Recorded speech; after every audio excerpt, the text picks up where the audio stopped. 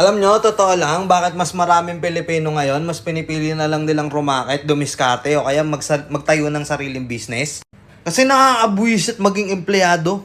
Nakakapikon. Nakakaubos ng pagkatao.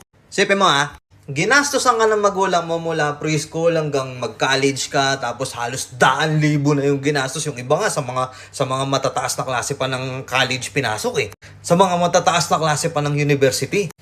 Di pa yon yung mga nagastos mo sa mga projects mo. Ang laki! Tapos ngayon, nakagraduate ka na, mag-a-apply ka ng trabaho ngayon. Ang kailangan sa trabaho, kailangan bachelor's degree ka. Tapos putang ina, sahod mo 350 pesos. 350 pisong putang ina. Anyway, syempre, kailangan mo ng trabaho, kailangan mo ng experience. Pasok ka ngayon. Papasok ka ng late kaltas.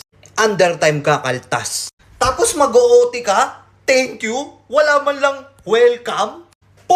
Dahil sa totoo lang magalit na ako sa magalit yung mga employer dyan, kung sino man tatamaan dyan. Huwag naman sana tayong masyadong demanding sa background ng mga mag-a-apply sa inyo, lalo na kung ipapasahod nyo lang din naman, magkano lang. Oo, nandun na tayo, yung ibang mga business dyan, hindi pa ganun kalaki kumita. Pero sana man lang, yung requirements nyo, hindi naman sana pang astronaut na yung kailangan ng requirements. Tapos ipapasahod nyo 350. Itong video na to, mga empleyado dyan, magising-gising kayo. Tapos yung effort nyo sa pagtatrabaho, bonggang-bongga, pukin ang inakala mo, tagapagmana kayo ng kumpanya. Tandaan nyo, kapag kayo nagkasakit at hindi nyo na kaya magtrabaho, umalis kayo sa trabaho nyo, napakadali nyong palitan. Ganun lang yun.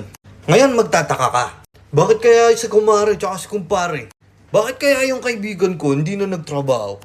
Yung iba nagla-live selling na lang, nagtitinda ng kung ano-ano sa Facebook. Putang ina, mas okay pang maggano na lang Hawak mo oras mo. Ikaw gumagawa ng pera mo.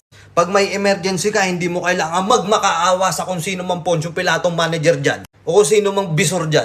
Napahirapan pa bago ka payagan. Na humingi ng isang buong araw na pahinga. Galit pa sila sa'yo niyan. Tapos yung mga katrabaho mo, puking ina, akala mo yung sahod 10,000 isang araw. Sobrang papansin. Galit sa'yo pag wala ka, tapos pag nandiyan ka, galit pa din. Putang ina. Para tuloy nangyayari dun sa trabaho, hindi na pagalingan Pasipsipan Okay, alam ko marami magagalit dito sa content ko na to.